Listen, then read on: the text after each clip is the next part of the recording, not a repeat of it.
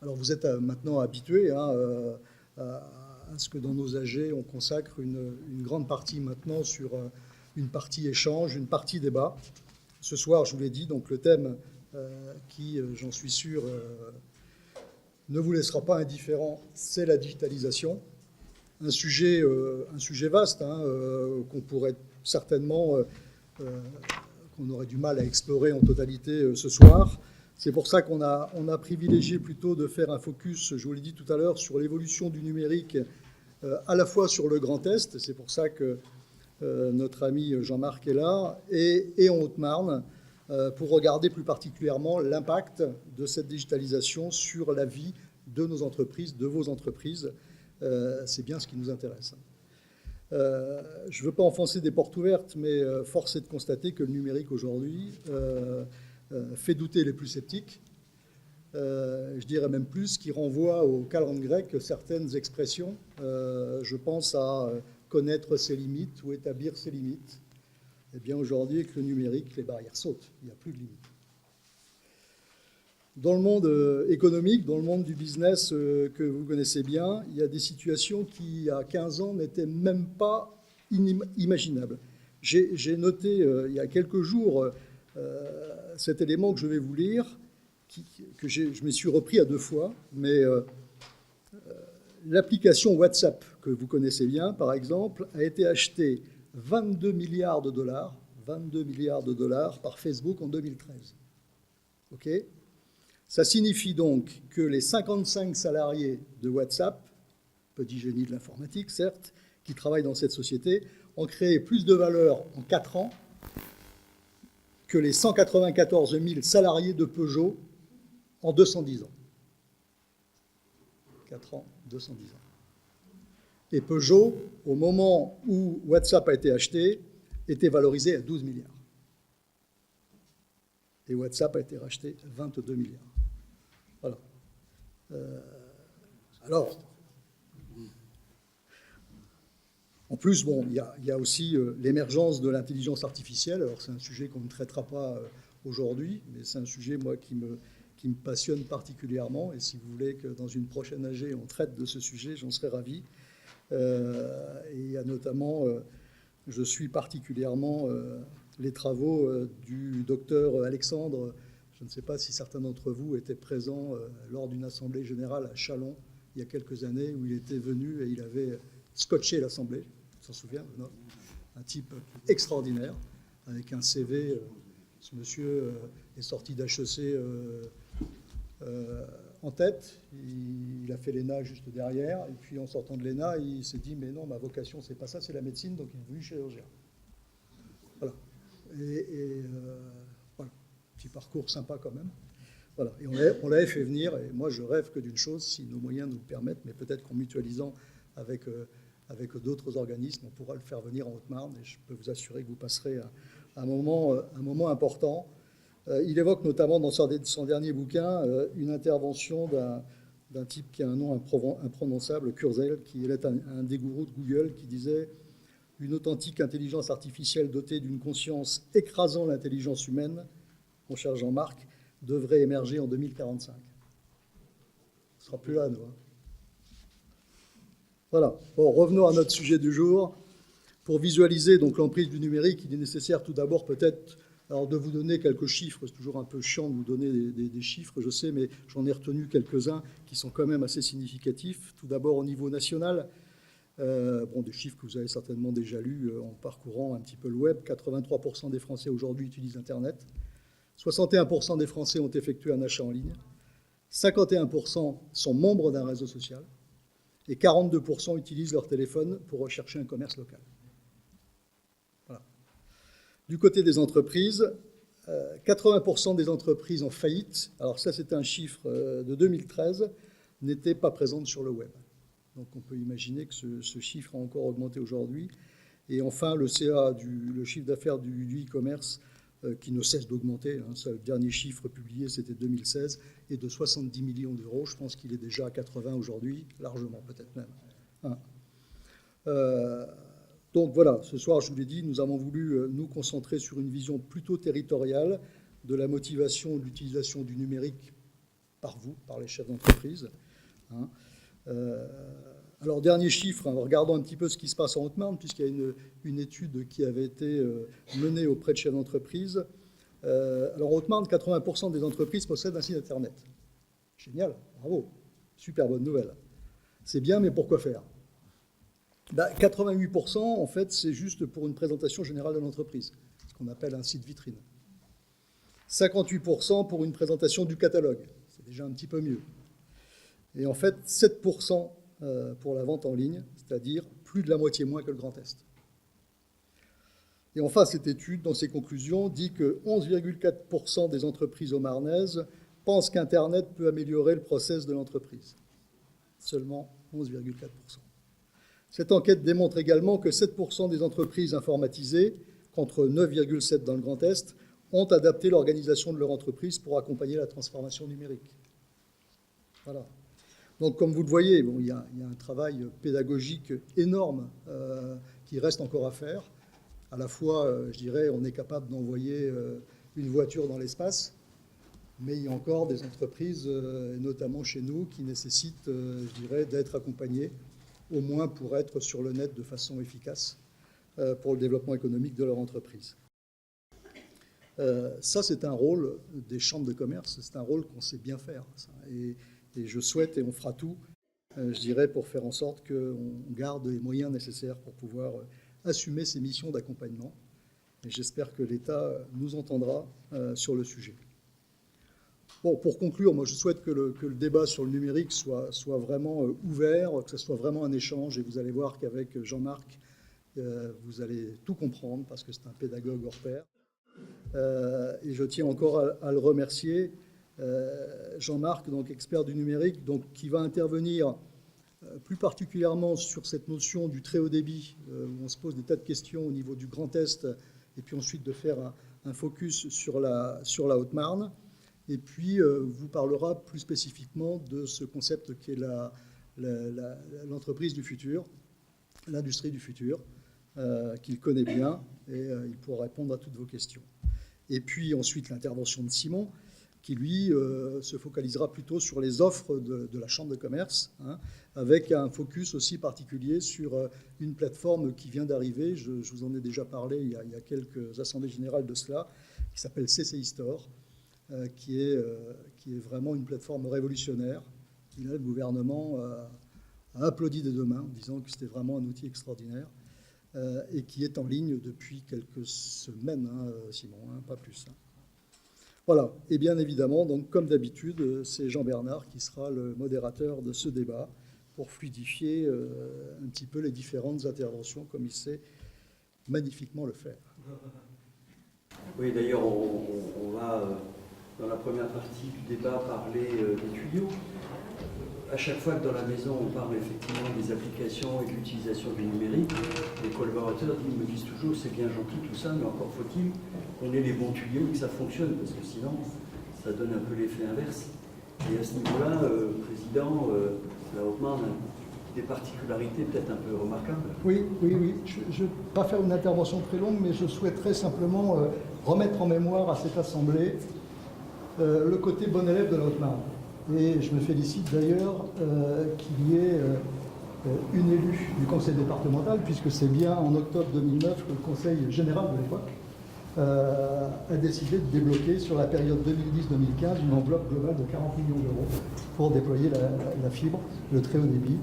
Et à ce sujet, je pense que ça mérite d'être souligné. On est souvent regardé comme les petits poussés du Grand Est, mais là, en l'occurrence, on est plutôt le bon élève du Grand Est. Et je dois dire que, enfin, pour ma part, je félicite les élus qui se sont engagés dans cette démarche à l'époque, élus menés par le président Silo. Et voilà. Oui, avec un petit bémol, dans ce sens que les zones AMI ne sont pas couvertes par l'initiative du conseil départemental. Donc les zones AMI, c'est essentiellement Saint-Dizier, le pourtour de Saint-Dizier et Chaumont également son pourtour. Ce qui veut dire qu'en race campagne, on est beaucoup mieux servi en haut débit qu'à Saint-Dizier, où on a des ruptures permanentes. Moi, je n'arrête pas de pester contre mon fournisseur d'accès, parce que régulièrement, je suis plantée. C'est pour ça que j'habite Joinville. Voilà. Donc c'est vrai que le président Sido a fait ce choix, que nous sommes montrant l'exemple au niveau de la région Grand Est, et le président de la région Grand Est a lancé une grande campagne d'installation du très haut débit dans Jean-Marc va en parler. Voilà, dans toute, Oui, dans je toute pense la que région. tout ça devrait s'arranger jusqu'en 2022. 23. 23. Allez, fin 22. C'est vrai qu'on risque d'avoir un petit peu de décalage entre les zones urbaines qui ne peuvent pas être couvertes par le plan départemental et puis les autres. Mais bon, Jean-Marc va vous expliquer ça. On va peut-être rentrer dans le vif du sujet. Voilà, c'est une bonne transition, Voilà. Jean-Marc. Alors, au moins, parce que moi je suis un peu hermétique à ces trucs-là, je suis de cette génération qui a un peu de mal avec l'informatique. Donc peut-être nous expliquer, Jean-Marc, les définitions, c'est quoi le très haut débit, le haut débit, c'est quoi les différences, si tu pouvais nous dire? Alors, aujourd'hui, très haut débit, quand on parle de très haut débit, on parle de débit supérieur à 30 mégabits seconde. Là, c'est bon? C'est mieux? Ouais. On parle d'un débit supérieur à 30 mégabits seconde. Longtemps, on imaginait, l'ARCEP avait dit, c'est au-delà de 100 mégas. En réalité, on est descendu à un seuil de 30 mégas pour intégrer dans ce débit les réseaux fibrés qui préexistaient et qui étaient d'une technologie qui permettait d'atteindre jusqu'à 30 mégabits. À partir de 30 mégas, on va parler de très haut débit. Alors, ce très haut débit est utile pourquoi? Bien entendu, pour permettre un débit symétrique, pour permettre un débit de qualité et pour permettre de déployer un réseau qui ne subit pas d'affaiblissement par la distance. Ce qui n'est pas le cas aujourd'hui avec les réseaux au cuivre, puisque en fonction de la distance à laquelle vous allez être connecté du point de raccordement, vous allez avoir un débit qui va faiblir jusqu'à être un débit qui ne suffit plus pour avoir une connexion Internet. Ça, c'est on va dire la première motivation de la fibre. La deuxième, c'est que la fibre, c'est le seul support pérenne à très long terme pour supporter les débits qu'il sera nécessaire d'avoir pour les applications de demain. Télémédecine, vidéo très haute définition, multiplication des antennes 4G et bientôt 5G. La 5G permettant des débits jusqu'à 1 gigabit théorique, il va bien falloir amener sur ces pylônes la capacité de traiter ces débits. Donc aujourd'hui, très haut débit à partir de 30 mégas. Le plan national France très haut débit a prévu que tout Français sera connecté au très haut débit en 2023. Ça, c'est la théorie. Alors, peut-être nous dire, parce qu'on en entend beaucoup parler, comment on s'est planifié sur la région Grand Est, qui est un peu cité en exemple, me semble-t-il, oui. sur le plan national. Oui, alors cité en exemple, effectivement. Donc déjà, contexte national, alors vous voyez bien les dates. C'est pour ça aussi que la Haute-Marne était en avance. Début de réflexion en 2009, décision en 2010 d'investir, à l'époque dans des technologies qui étaient surtout du cuivre. Donc l'infrastructure qui a été déployée ici était une infrastructure de fibre optique permettant d'apporter le débit suffisant dans les points de raccordement téléphonique classique pour vous apporter de l'ADSL ou de l'SDSL avec un minimum de 5 mégabits permettant également les services de télévision. C'était vraiment l'objectif de l'époque. L'État est arrivé après avec le plan France très haut débit qui a lui-même été accompagné de ce fameux appel à manifestation d'intérêt d'investir, d'où les zones AMI, qui sont des zones sur lesquelles les opérateurs publics sont déclarés comme étant les seuls capables de déployer le réseau dans la mesure où il y a un retour sur investissement possible et l'État n'interviendra pas. Deuxième volet de la feuille de route, un soutien aux projets publics. Donc les 3 milliards d'euros sont fléchés pour les réseaux d'initiative publique, donc les fameux RIP, qui sont les réseaux publics qui vont desservir les zones rurales. Et ensuite, des prêts à long terme pour les opérateurs des RIP, mais aussi pour Orange essentiellement, ou de temps en temps SFR Numéricable, qui vont être des opérateurs de zone AMI. Comment ça va? Ça, c'est le contexte national. Ça, c'est le contexte national. Si on regarde le Grand Est, Sur les zones AMI et les zones très denses, on retrouve à l'échelle du Grand Est, on a 266 communes qui sont retenues par les opérateurs privés sur lesquels ils vont investir sur leurs fonds. 3 communes classées zone très dense, 263 en zone moins dense, on n'a quasiment que Orange qui intervient et qui met en place un réseau. Là, c'est Orange opérateur d'infrastructure, c'est pas Orange opérateur final. Hein. Et ce réseau, ils vont le remettre à disposition de Free, de SFR, de Bouygues et également des opérateurs locaux qui peuvent être des entreprises régionales, voire locales, et qui proposent des services essentiellement aux entreprises. D'où également la difficulté d'avoir un calendrier clair, dans la mesure où Orange négocie avec les intercommunalités ou les représentants des communes, année par année, en communiquant un calendrier approximatif. C'est le cas sur Strasbourg, sur Nancy et dans les zones AMI.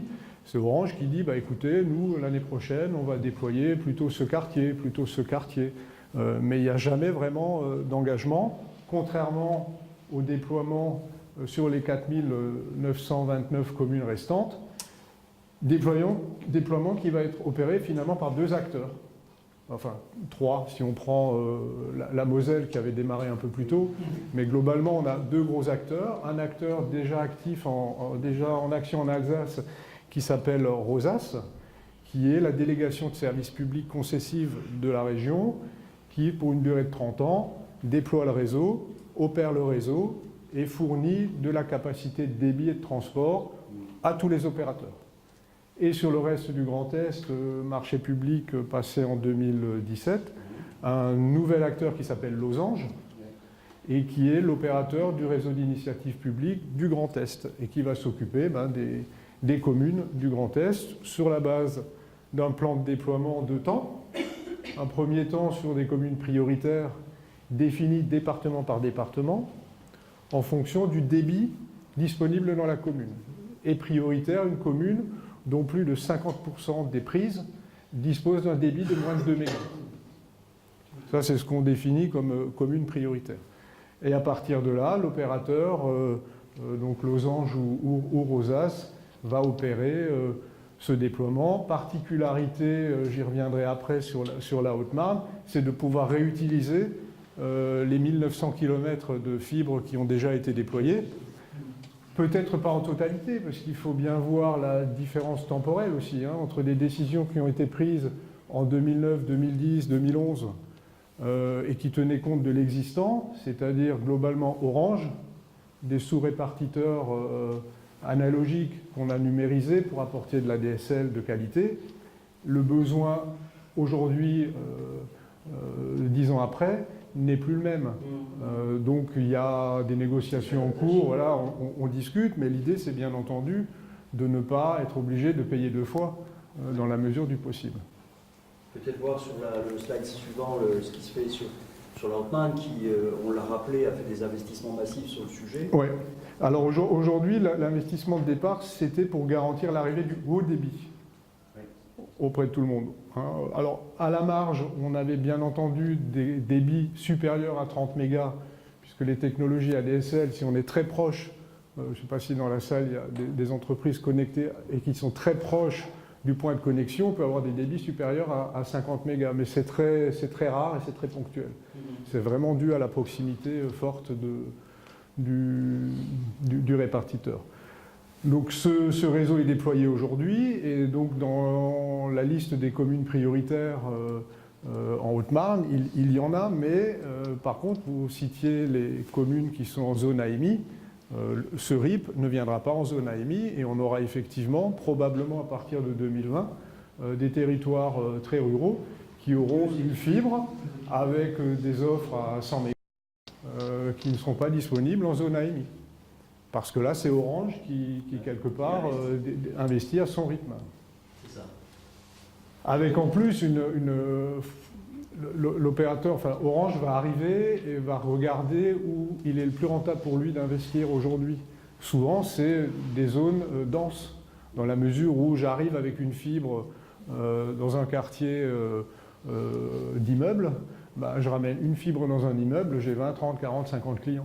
J'arrive en zone résidentielle, je suis obligé de faire beaucoup d'horizontales, beaucoup de génie civil pour fournir le même nombre de clients, et c'est presque encore pire en zone industrielle où on a des distances encore plus grandes, donc ils sont toujours réticents dans la mesure où le chiffre d'affaires généré aujourd'hui par les offres de base auprès d'un opérateur est relativement faible.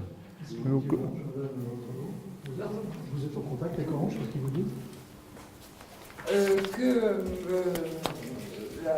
Saint-Dizier et le canton de Saint-Dizier vont être alimentés très, très prochainement. Donc c'est pas, ça avance par tranche,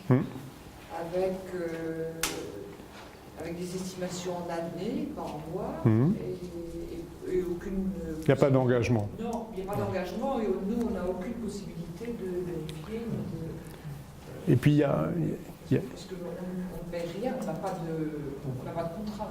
Non. C'est presque pas un service finalement que Orange a rendu Saint-Dizier chaudement en décidant de... C'est un bon service. Oui, parce que sinon ça aurait peut-être été plus vite si c'était pas positionné sur ces... Mais ils étaient obligés de se positionner. Oui, je crois qu'ils avaient le choix.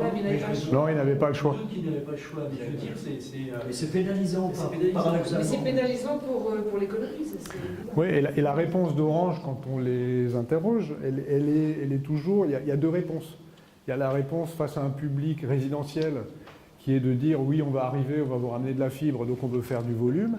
Et la réponse face à l'entreprise est de dire mais il n'y a aucun problème. Vous voulez de la fibre aujourd'hui à Saint-Dizier, ne me dites pas qu'elle n'est pas là, elle est là. Vous pouvez souscrire une fibre entreprise. Sauf qu'en termes de tarifs, on ne parle pas de la même chose.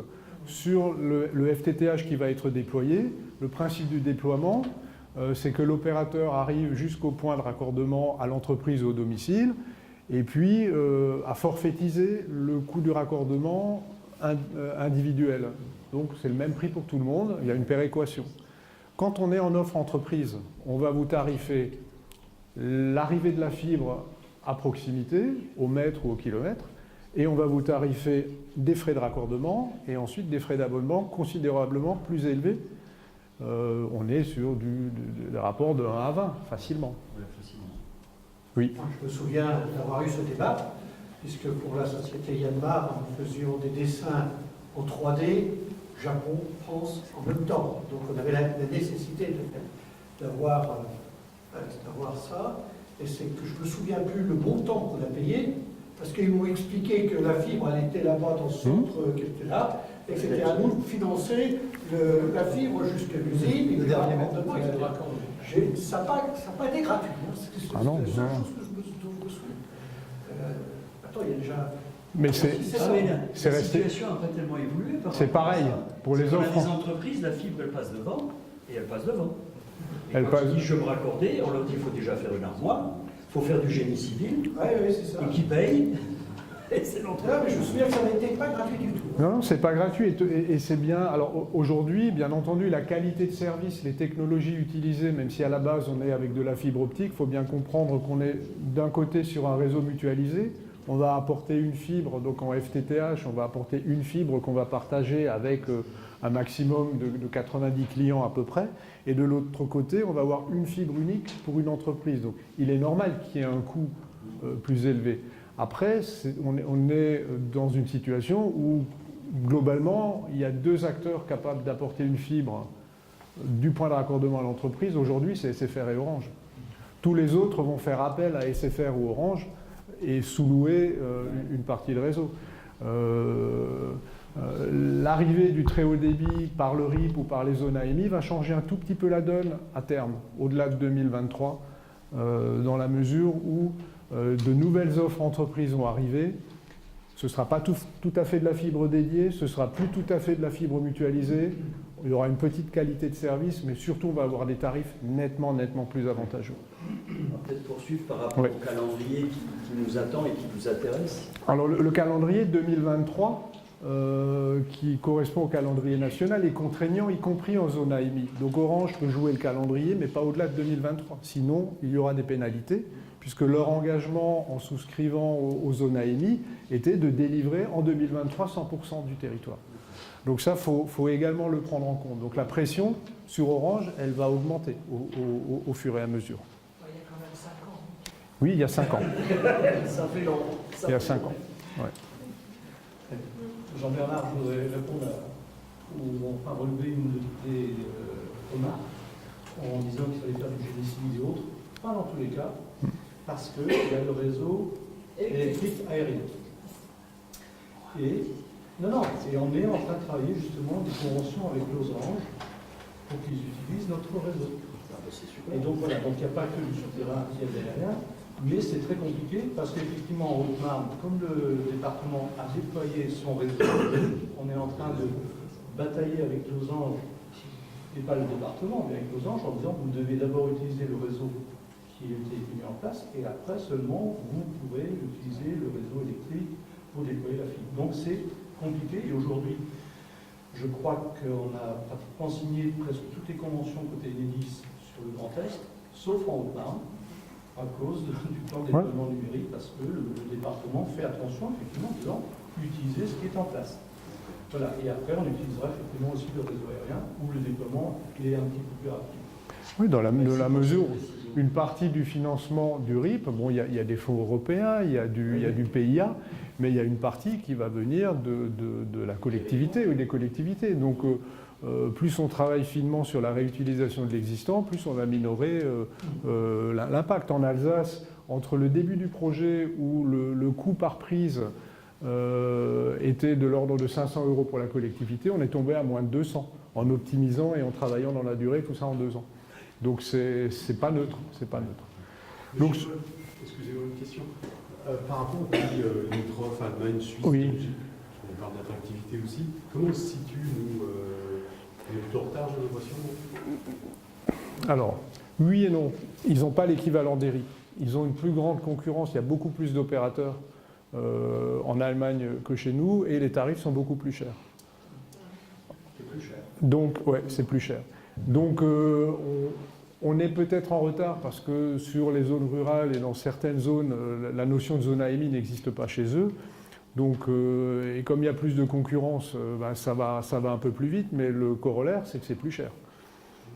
Donc, si on se... Des niveaux de 100 mégas aussi Ah oui, ça c'est des offres quasiment standardisées. Alors 100 mégas, c'est toujours pareil. 100 mégas en fibre entreprise, on peut en avoir la garantie symétrique dans le meilleur des cas. En fibre mutualisée, telle qu'on en parle ici dans le cadre du plan France Très Haut Débit, la garantie n'est pas de 100 mégas effectifs. C'est un débit pouvant aller jusqu'à 100, 500, 1 giga. C'est un débit théorique. Après, la vraie question, c'est de quel débit j'ai besoin par rapport aux applications que j'utilise aujourd'hui, demain, et surtout, ce que je dis toujours, il faut considérer, dans la vie professionnelle, il va falloir considérer le débit dans l'ensemble de ma manière de travailler, y compris le débit mobile. Parce que si demain, dans mon entreprise étendue, mon entreprise connectée, je vais avoir de plus en plus d'objets connectés en local, donc sur mon réseau, mais également à distance, sur mon chantier, chez un client, et c'est la qualité globale de ma connectivité qu'il va falloir prendre en compte. Donc ce qui est important aussi, ça va aussi être les débits mobiles. Et ce n'est pas le dogme du 100 mégas, ça ne sert à rien.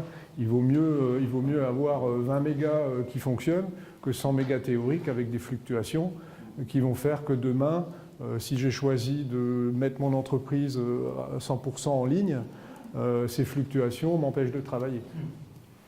Ça, c'est un peu le risque. Donc sur le calendrier, on est aujourd'hui, sur l'exemple alsacien, on va dire qu'on est dans les temps, voire parfois en avance.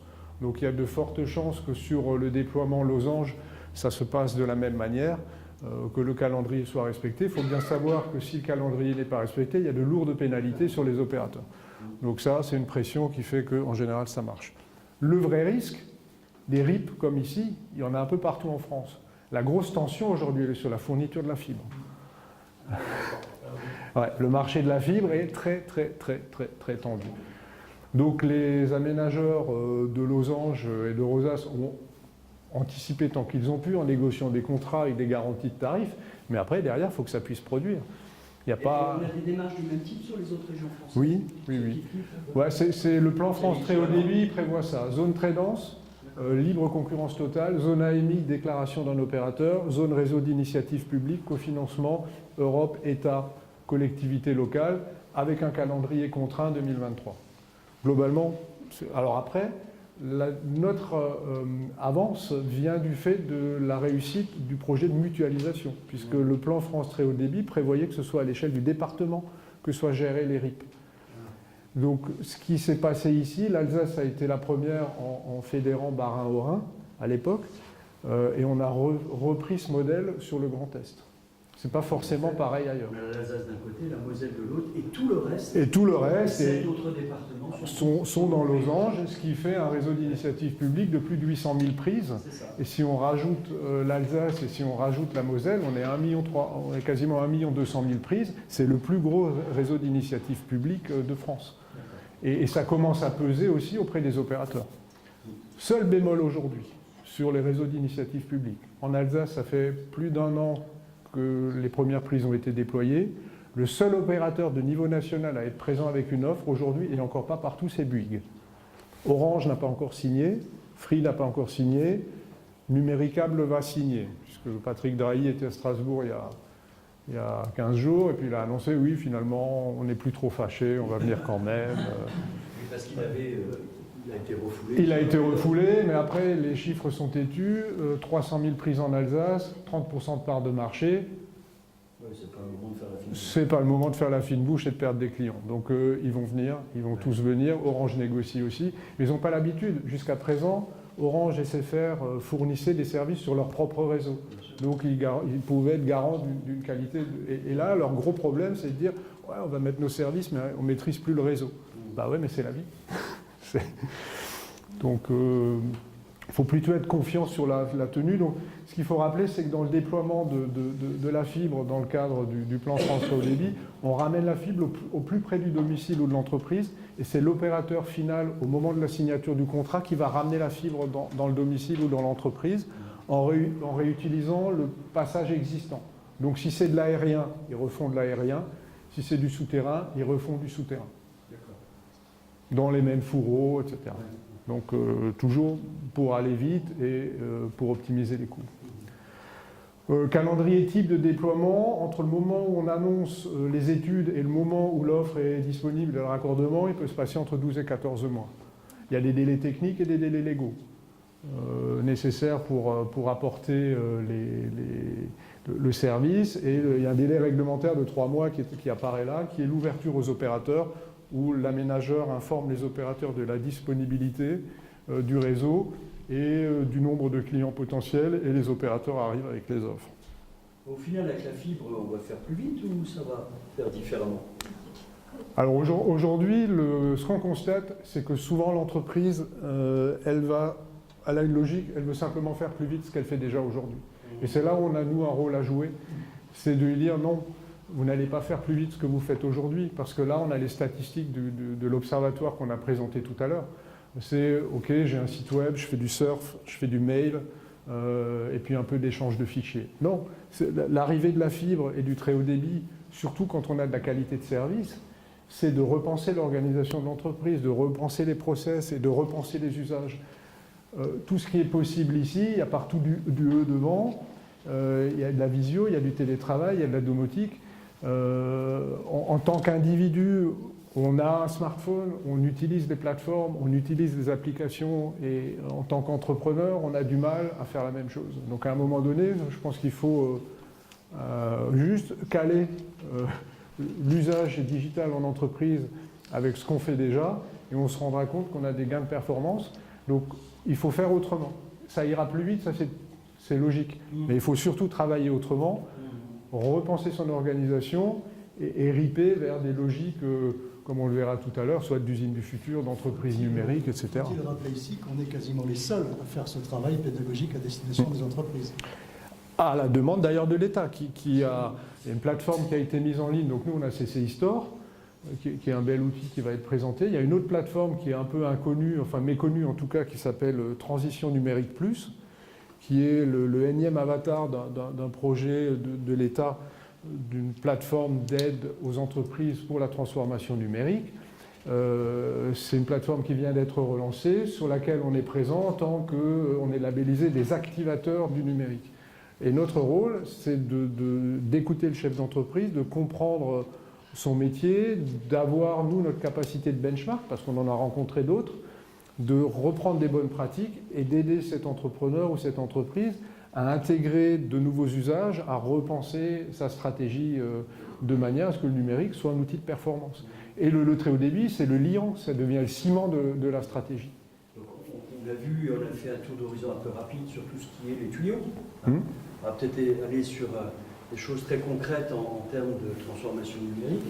Et on entend beaucoup parler de l'usine du futur. Alors c'est quoi l'usine du futur? C'est l'usine 4.0, on le voit dans le SRD2I, etc. Ça correspond à quoi? C'est un effet de mode? Je pense que je pense qu'on met un nom sur ce que les gens font un peu naturellement. C'est la prose de Jourdain finalement.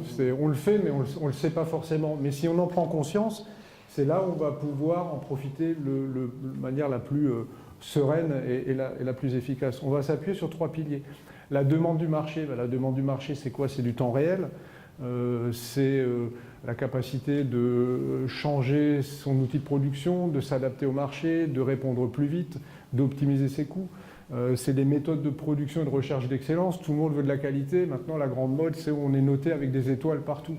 Donc, c'est cette recherche d'excellence. Les méthodes de production, ça peut être de la robotique, ça peut être de la technologie, ça peut aussi être du management plus collaboratif. Et comment ça devient possible? Ça devient possible avec les nouvelles technologies, dont le très haut débit. Mais il n'est pas tout seul.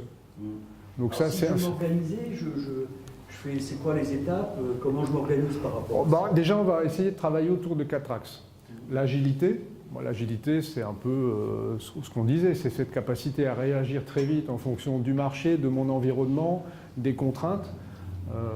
Être connecté, là on vient d'en parler, c'est qu'aujourd'hui il n'y a plus aucun processus de l'entreprise qui ne soit connecté, soit en interne, soit avec les clients ou avec les fournisseurs.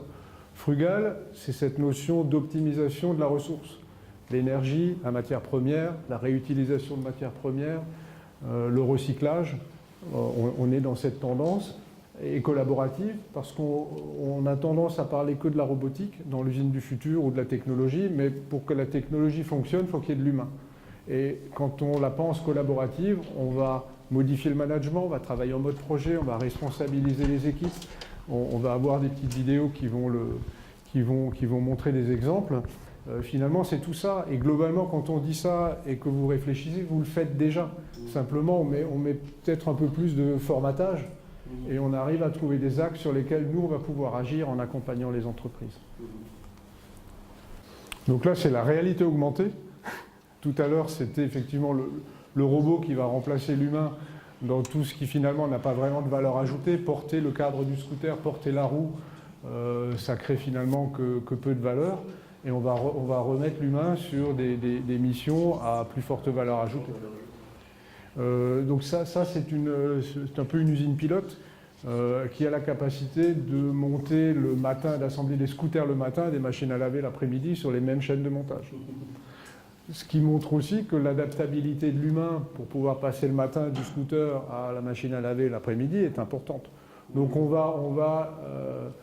l'humain n'est pas le serviteur du robot, c'est vraiment le robot qui lui rend service, mais lui, il doit maîtriser néanmoins l'ensemble des process auxquels il va être confronté. Sur Saint-Dizier, on avait un exemple un peu du même type, chez CASE. Pour ceux qui s'en souviennent, la circulation des blocs moteurs, des blocs de transmission, se faisait sur des châssis, des filoguidés, mais il y a 20 ans. C'était la technologie d'avant. C'était la technologie d'avant, mais le principe, c'était celui-là. C'était il y a au moins 15 ans, 20 ans. Hein? Je pense que dans les esprits, on savait ce qu'on pouvait faire pour améliorer, mais on n'avait ni la techno, ou alors il était trop cher, ou alors l'investissement n'était pas rentable. Là, maintenant, on a le coût de la technologie a baissé et elle devient accessible. Ce qui était intéressant ici dans cette entreprise, c'est que c'est une entreprise centenaire qui fabrique de la ficelle et des cordages. Quand on voit la vidéo et quand on voit les machines, avec un dirigeant qui explique qu'il fait de l'usine du futur, on se dit, mais il fait de l'usine du futur, il y a zéro techno là-dedans. Bah oui, parce que finalement, lui, qu'est-ce qui est futur chez lui? C'est le choix de fabriquer à partir de matières premières françaises des liens biodégradables pour le maraîchage. Et il y a des milliards de kilomètres de marché potentiel, et il a été le premier à faire ça. Avec une énorme conséquence pour lui, c'est que s'il veut prendre les parts de marché nécessaires, il va falloir qu'il multiplie, en gros, lui, ses investissements, son chiffre d'affaires par 5 ou 10 dans les 10 ans à venir, avec un corollaire, c'est qu'il va falloir recruter. Il va falloir recruter, il va falloir former, donc il va se remettre en question. Donc c'est un repreneur d'entreprise, hein. Il rachète l'entreprise, il arrive là-dedans, il se dit « mince, qu'est-ce que je peux faire pour continuer à exister face aux Chinois, globalement ? Faut que j'innove, faut que je trouve un truc. » Et il a trouvé ce nouveau produit. Donc il s'appuie sur le potentiel du marché avec une tendance au frugal. C'est la réutilisation de matériel recyclé, produit en France, en cycle court. Il va transformer son mode de management, il va se faire auditer et accompagner par un cabinet de conseil qui va le remettre à sa place de dirigeant, avoir la vision, travailler sur le futur et ne pas mettre le nez dans le guidon, laisser les cadres mettre le nez dans le guidon, etc. C'est ce qu'il explique.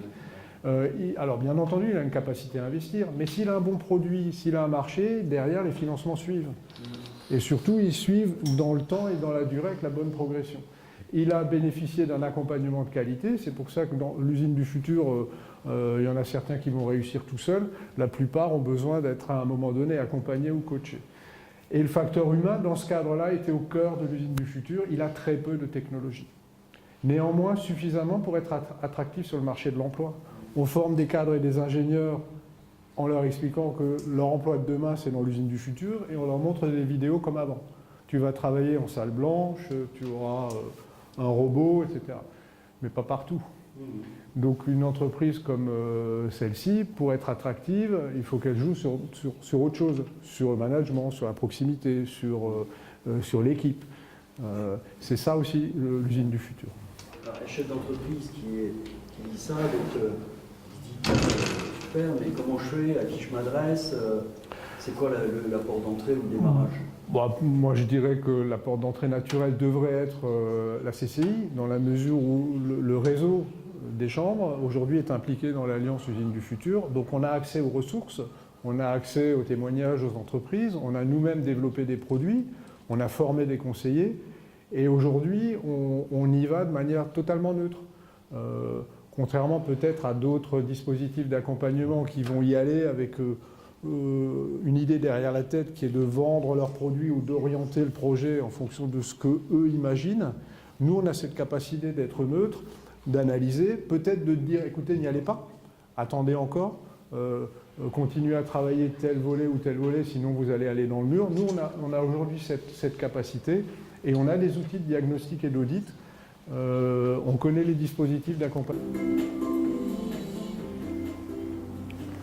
Donc ça, c'est un produit CCI qui a été développé il y a à peu près 2 ans maintenant et qui permet aux chefs d'entreprise, en fonction des priorités et du profil qu'il a défini au début, de se retrouver devant un tableau de bord d'un côté de l'écran et à droite de l'écran d'un certain nombre de briques technologiques à organiser, technologiques et fonctionnelles, à organiser dans le bon ordre pour que, en théorie, son projet Usine du Futur fonctionne. Donc, après 2 ans d'expérience, j'aurais tendance à dire que c'est un produit sur lequel vous pouvez effectivement aller vous faire la main, mais je recommande vraiment peut-être de le faire en compagnie d'un conseiller CCI, dans la mesure où certaines logiques d'organisation des briques méritent des explications, et ça nous permet surtout, en discutant avec le chef d'entreprise, de percevoir à quel endroit il va falloir qu'on l'accompagne un peu plus ou un peu moins, voire l'aider à rencontrer les offreurs de solutions qui sont cités, qui en fin de compte sont tous les partenaires qui vont aider l'entreprise à mettre en œuvre le projet Usine du Futur. On parle de stratégie digitale ou pas? Stratégie digitale? Non. Non, fini. Pourquoi souvent on dit « Ah, mais pour réussir, il faut une stratégie digitale ». Je crois qu'aujourd'hui, quand on dit stratégie digitale et qu'on demande qu'est-ce qu'on met dedans, on va trop s'orienter vers le web, les réseaux sociaux, les outils de communication. Aujourd'hui, il faut raisonner stratégie dans un monde digital. Il faut prendre en compte l'ensemble de l'écosystème de l'entreprise et se dire, OK, moi, dans cet environnement qui... c'est un exemple que j'ai pris. Qu'est-ce qui se passe en 60 secondes sur le web? dans cet environnement-là qui foisonne et qui bouillonne, comment aujourd'hui je travaille et comment je devrais travailler pour profiter de cet écosystème. Donc ce n'est pas une stratégie digitale dont j'ai besoin, c'est une stratégie dans un monde digital, ce qui veut bien dire qu'il me faut une stratégie pour mon management, il me faut une stratégie pour ma formation, pour mon recrutement, pour mes investissements, pour mes technologies. Donc là, on bascule sur comment on fait, quoi. Moi, je recommande, j'ai organisé ça globalement en 3 étapes. Une première étape qui est de bien comprendre. Bien comprendre les enjeux et pourquoi il faut s'adapter. Ben, c'est des réunions comme aujourd'hui, c'est les ateliers, les séminaires, c'est ce qui est produit par Simon, c'est des vidéos, des didacticiels. On va comprendre dans quel monde on évolue. Ensuite, comprendre quels sont les impacts du digital et du numérique sur mon écosystème interne et externe, mon organisation, mes clients, mes fournisseurs, la CCI, voilà. Comment le numérique impacte. On parlait de la disparition du CFE, c'est un impact du digital dans la mesure où tout ça va être remplacé par des plateformes, en espérant que ça se passe mieux que pour la NTS, plaque d'immatriculation, ça a été un peu compliqué au départ.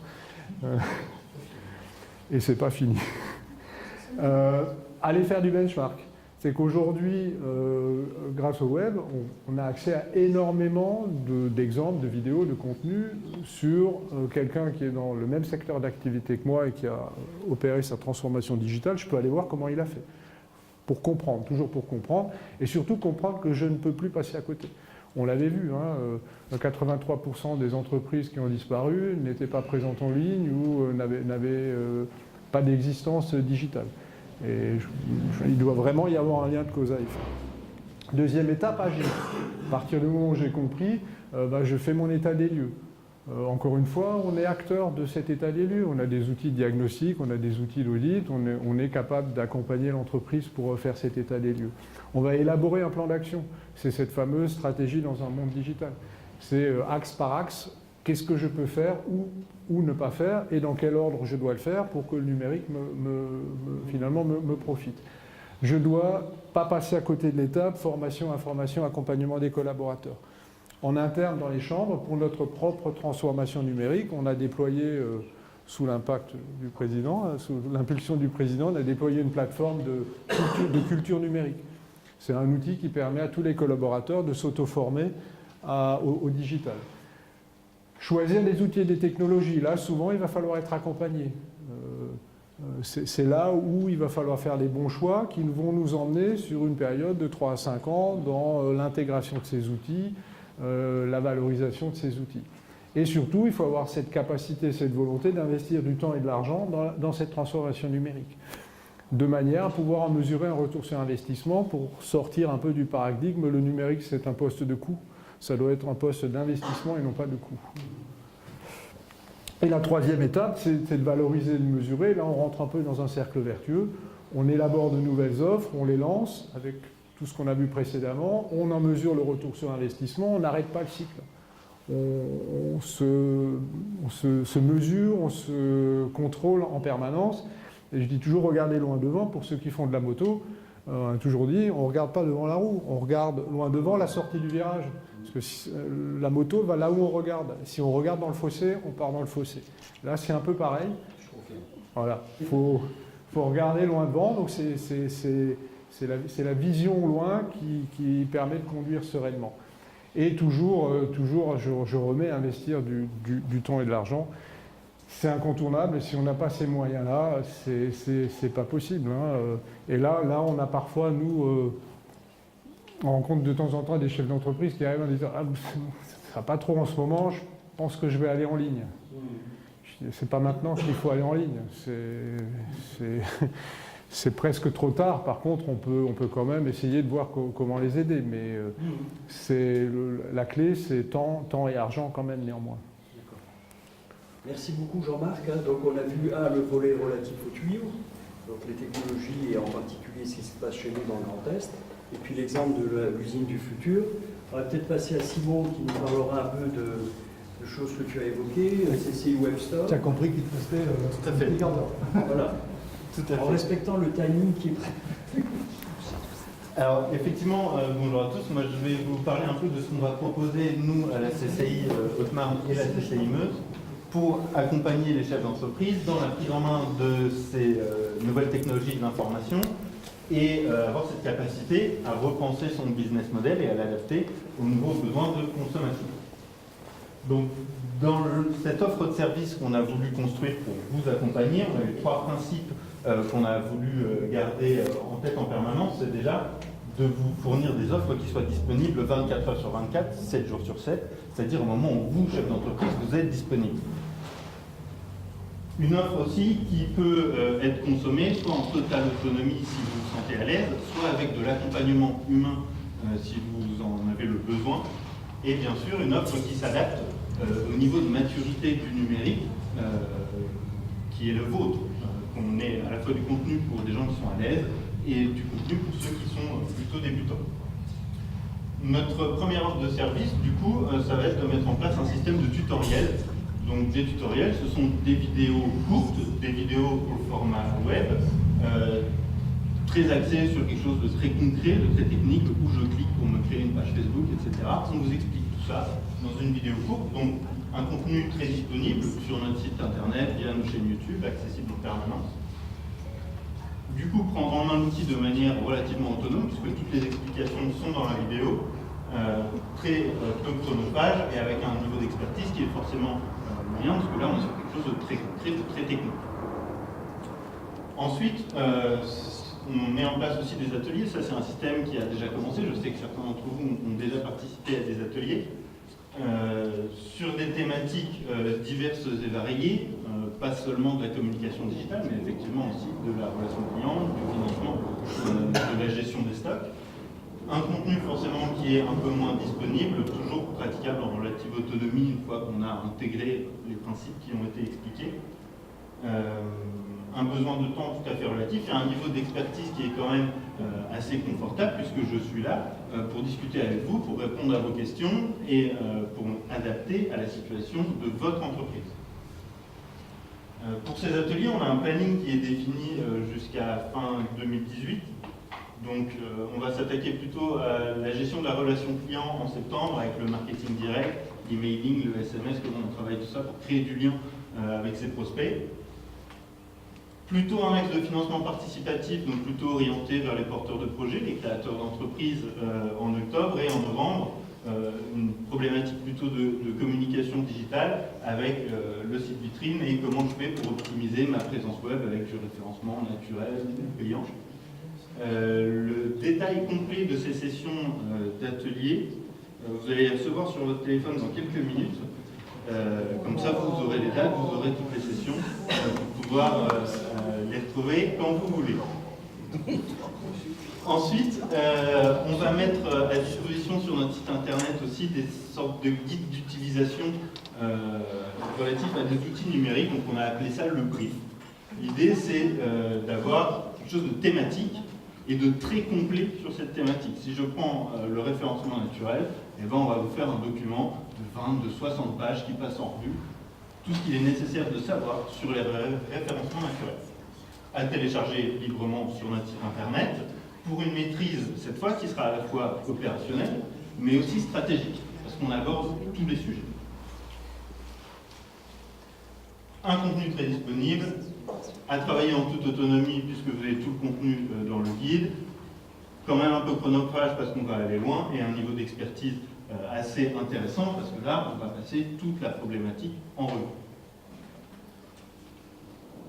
Le dernier service qui est donc un principe de formation, l'idée c'est qu'on va les proposer dans un premier temps plutôt sur du sur-mesure. Donc là vous rentrez en contact avec moi, on étudie votre problématique, on monte un programme de formation dédié pour vous rendre plus autonome sur la pratique d'un outil numérique. L'idée, c'est que dans un deuxième temps, on va essayer de travailler ces formations-là plutôt de manière dématérialisée, sur un format d'e-learning. Comme toujours, nos formations peuvent être prises en charge par des OPCA pour vous faciliter l'accessibilité à la formation. On est à nouveau sur une maîtrise à la fois opérationnelle et stratégique. Dans un format d'e-learning, le contenu théorique sera disponible en ligne, que vous pourrez consommer à votre rythme et au moment où vous le désirez. Et en fait, on va voir le côté opérationnel ensemble, via une petite session de 2-3 heures de présentiel, où en relation avec moi, du coup, on peut valider les acquis de la partie théorique, vérifier que vous avez bien compris et assimilé tous les principes de fonctionnement du contenu forcément un peu moins disponible puisqu'il y a du présentiel, à travailler quand même relativement en autonomie, assez chronophage, c'est de la formation, il faut s'investir, il faut suivre le sujet, il faut vérifier sa progression, et par contre un niveau d'expertise là pour le coup qui est total puisqu'on travaille ensemble à répondre à toutes vos questions, à tous vos besoins. Voilà pour les différents services qu'on voulait mettre à votre disposition, toujours dans cette logique, consultable soit en autonomie, en ligne, soit avec du présentiel quand on en a besoin. La dernière chose que je voulais aborder avec vous, du coup, c'est comment on fait pour trouver ces outils numériques qui vont m'aider à repenser mon business model. Et bien, on va sur le CCI Store, qui est donc la plateforme en ligne des CCI, qui rassemble un très grand nombre de services numériques à disposition du chef d'entreprise sur des problématiques de gestion, de financement, de management, toutes ces problématiques essentielles au chef d'entreprise. Je ne sais pas si on va avoir le temps du coup de l'explorer, je ne pense pas. Par contre, on a mis une petite borne au fond de la salle avec une tablette et moi je vais pouvoir me mettre à côté. Si vous avez des questions, si vous voulez explorer, fouiller un peu le CCI Store, ça va se passer juste derrière. On pourra travailler ça ensemble. Peut-être préciser, c'est que ce n'est pas la première fois qu'on vous en parle. Et si vraiment on est très motivé, hyper motivé pour soutenir cette plateforme, c'est que d'une part, quand on parle du réseau des chambres de commerce, on s'est aperçu, je vois des élus de longue date dans cette chambre qui sont devant moi, que l'effet réseau n'est pas toujours évident, parce que les grosses chambres créent souvent leurs produits, etc.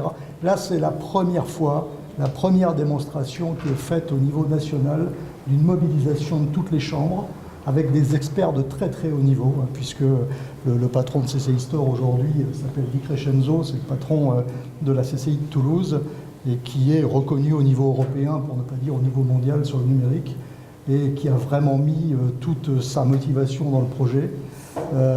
On était très inquiets sur les délais de CCI Store, Jean-Marc, on peut le dire. Ils ont livré quasiment avec un mois de retard, c'était exceptionnel. Et ce qui nous a, je dirais, motivé particulièrement, nous, les petites CCI, dites CCI rurales, c'est que le CCI Store, vous le verrez si vous allez à la borne, et c'est vraiment intéressant, je vous conseille de le faire après le match, c'est que d'un côté, il y a ce côté 24 heures sur 20, open 24 heures sur 24, je suis à disposition des entreprises. Chaque entreprise pourra aller consulter, pitcher, réserver des outils sur le store, mais on garde cette notion de proximité. C'est-à-dire que systématiquement, quand vous irez, vous, chef d'entreprise, sur le store pour réserver un produit, pour dire tiens, ce produit de formation ou ce produit d'accompagnement m'intéresse, systématiquement une information sera donnée aux spécialistes, aux permanents chez nous dans les chambres, qui pourront recontacter le chef d'entreprise dans les 24 heures. Et ça, pour moi, c'était vraiment fondamental qu'on ait cette notion, qu'on préserve cette notion de proximité. Et vous l'avez compris, cette notion de proximité est de plus en plus importante pour nous aujourd'hui. Je voulais faire une remarque, hier j'étais sur Paris. Les grèves ont quelque chose de bon. Parce que je me suis aperçu, il y a eu tout un débat sur le télétravail. C'est que tout de suite, il n'y a pas que les parcs Macron qui sont en train de trouver leur seuil de rentabilité, mais est en train de se développer. Il y a une reprise en compte de tout ce qui est télétravail. Et peut-être que pour notre département, ça peut être aussi un élément de développement, de faire revenir des gens, etc. On a discuté, on a vu dans France Active une entreprise, une personne qui avait monté une entreprise qui exporte dans le monde entier, qui est basée en fait dans le fin fond de la Haute-Marne. Et je pense que tout ce qui est... Ça, c'est une entreprise, mais la notion du télétravail, la notion de habiter à Paris dans un appartement et puis d'être encombré et avec des coûts énormes, revenir dans des territoires comme les nôtres, ça peut être aussi une approche à réfléchir. Tu as raison. Virginie, je crois que tu avais une question. Je vais un peu rebondir sur ce que dit Benoît, là dans le fait de développer des espaces de coworking, parce que malgré tout, le télétravail, quand on est chez soi, c'est pas toujours rigolo, et d'être dans des espaces partagés. Donc là, ça fait Oui, aussi partie partagés, des ça, c'est projets qui vont être complètement en adéquation avec ce qui est développé. Moi, des indications un tout petit peu supplémentaires. Je suis présidente de la commission innovation au Césaire, je représente la Chambre au Conseil économique. On travaille évidemment sur ces sujets-là, puisque ce sont les sujets qui sont traités au Conseil régional. Il ne faut pas qu'on oublie de s'appuyer sur ce que le Conseil régional propose et ne pas supposer qu'on n'est pas assez gros, assez puissant, assez costaud pour répondre au cahier des charges du Conseil régional, même si le SRD2I met la barre très très haute, il faut quand même qu'on ose. On a quand même des entreprises du territoire, alors je parle peut-être un peu Meuse-Haute-Marne, mais qui ont obtenu des trophées d'usines du futur. Hein. On a une super fromagerie en Meuse, on en a aussi sur le territoire marnais. Donc voilà, comme quoi c'est pas exclusivement du numérique, et là je voulais vraiment qu'on insiste un peu là-dessus, parce que à chaque fois qu'on auditionne dans le cadre des auditions qu'on peut avoir avec les acteurs de l'innovation, ça y est, ils commencent à rabâcher le fait que l'innovation, c'est pas le numérique, c'est pas l'innovation exclusivement. Le numérique, c'est un moyen, c'est pas une fin. On est sur des performances globales d'innovation, et que c'est là aussi où on doit être, je pense, enfin, nous le sommes au niveau des CCI, mais on doit être aguerris aussi à l'exercice de cette performance globale et d'accompagner les dirigeants sur vraiment l'ensemble de leurs besoins et de leur apporter des outils ad hoc. On en est conscient. Merci de ton intervention. Juste, si je peux me permettre, on a la chance d'avoir le CEA sur le territoire. Il faut s'appuyer sur le CEA Tech, qui en termes de développement et d'aide, nous ouvre quand même grand ses portes pour aider à l'innovation dans nos industries notamment. J'arrête. C'est pour pouvoir rendre l'antenne au bon moment. Non, je voudrais surtout profiter des 2 minutes qui me restent pour remercier encore une fois Jean-Marc. Merci sincèrement. Et remercier aussi Simon qui, je vous l'ai dit, nous a rejoint il n'y a pas très très longtemps. Vous avez vu que déjà, il y a un travail important qui a été fait pour mettre à disposition des chefs d'entreprise que vous êtes des outils, que ça soit du plus simple dans une démarche très pédagogique jusqu'à des choses plus sophistiquées. On veut garder notre rôle pédagogique d'accompagnement auprès des entreprises. C'est notre job. Je trouve qu'on le fait très très bien, que notre personnel est vraiment bon dans ce domaine. Vraiment bon. Donc j'espère qu'on pourra préserver et proposer ces outils le plus longtemps possible à nos ressortissants. C'est le message que je voulais vous donner.